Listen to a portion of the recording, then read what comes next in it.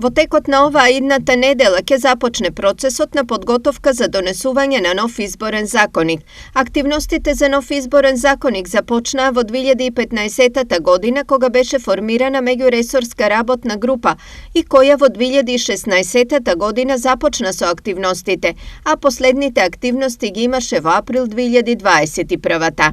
Нов изборен законик кој што би значило вградување на сите препораки од меѓународниот фактор, како што се пред се ОДИХР и ОПСЕ, меѓутоа и забелешките кои што ги има и другите засегнати страни.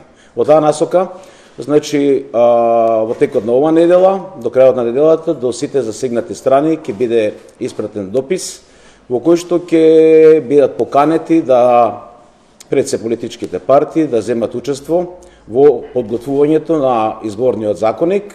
Сепак, министерот Тупанчевски денес не прецизираше дали измените во изборниот законик ќе значат и измени во изборниот модел.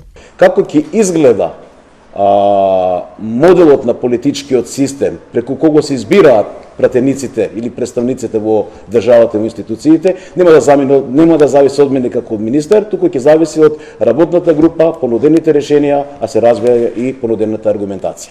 Од друга страна, неколку помали политички партии веќе извесен период инсистираат на модел со отворени листи и една изборна единица.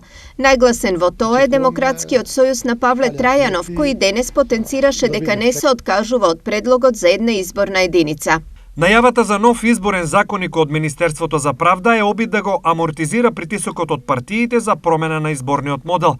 Очекувам Џафери деновиве да го стави на пленарна седница нашиот предлог, за кој според информациите е усогласено тој да ја помине првата фаза. Потоа ќе се отвори јавна дискусија, а во второто читање можни се амандмани, пошто ќе се гласа и ќе видиме дали ќе помине. Вели Трајанов. Инаку едно од посебните укажувања на меѓународниот фактор е изборниот законик да биде донесен најмалку 6 месеци пред изборите и при тоа да се почитува начелото на консензус.